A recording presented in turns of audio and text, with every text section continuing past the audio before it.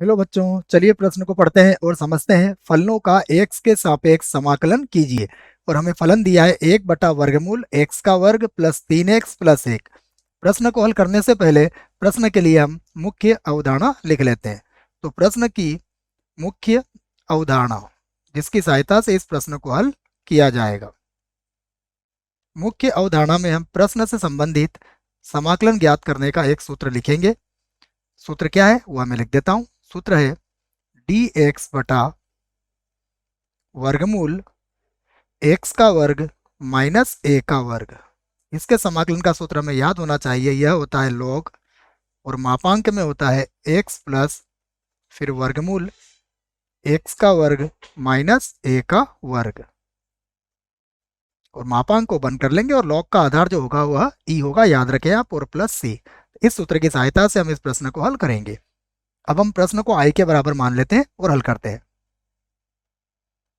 तो माना i बराबर ये होगा 1/वर्गमूल के अंदर x का वर्ग प्लस 3x और प्लस 1।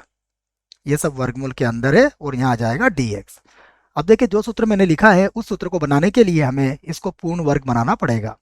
तो ये पूर्ण वर्ग कैसे बनाई जाएगी इसको देखिए आप। ये होगा dx और पूरे के बटे में है, देखो, वर्गमूल के अंदर x का वर्ग प्लस यहाँ पर है 3x।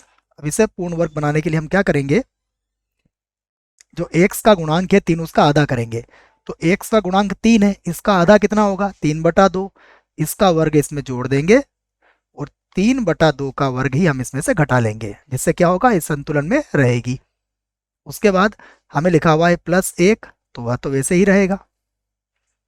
फिर से लिखेंगे समाकलन, ये होगा dx और बटा वर्गमूल के अंदर, अब ये सूत्र बन जाएगा a का वर्ग b का वर्ग और 2ab।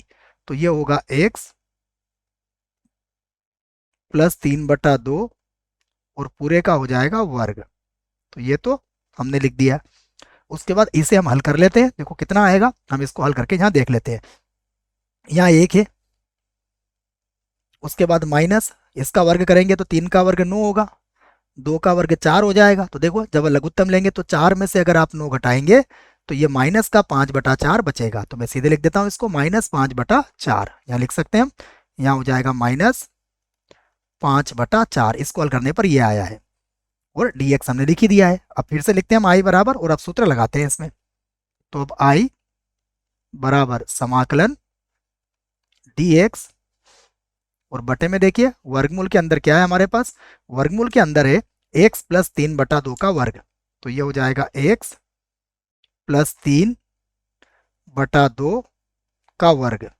उसके बाद माइनस देखिए यहाँ पर है 5/4, तो इसे लिख लेंगे हम वर्गमूल 5/2 और पूरे का लगा देंगे हम यहाँ पर वर्ग। और अब जो सूत्र मैंने आपको मुख्य अवधारणा में लिखवाया है उसकी सहायता से हम इसका समाकलन कर सकते हैं। तो इसका समाकलन क्या होगा, इसका समाकलन हो जाएगा log, जिसका आधार e होगा, और मापांक में आ जाएगा सबसे पहले x की जगह पर x प्लस 3/2 और उसके बाद फिर प्लस, फिर वर्गमूल के अंदर होगा x प्लस 3/2, 3/2 कर लेते हैं इसको, इसका वर्ग होगा। इसको मैं एक बार, अगर साफ नजर नहीं आ रहा है तो हम इसे यहाँ से हटा लेते हैं। ये 3/2 है, तो 3/2 का वर्ग और उसके बाद माइनस वर्गमूल 5/2 का वर्ग, ये हो जाएगा। और इसका मापांक बंद कर देंगे और प्लस लगा देंगे c।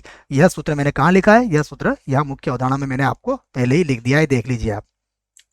अब यहाँ पर हम इसको थोड़ा सा और हल कर लेते हैं और फिर उत्तर देते हैं इसका। तो i बराबर ये होगा log, जिसका आधार e है, मापांक x प्लस ये हो जाएगा 3/2।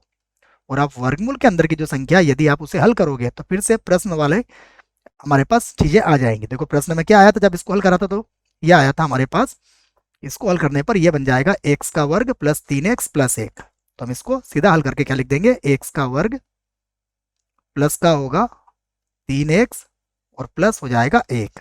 इसको हल करने पर हम ये भी लिख सकते हैं और प्लस लगा देंगे सी। यही हमारे प्रश्न का उत्तर होगा। आशा करता हूँ आपको इस प्रश्न का उत्तर समझ में आया होगा। धन्यवाद।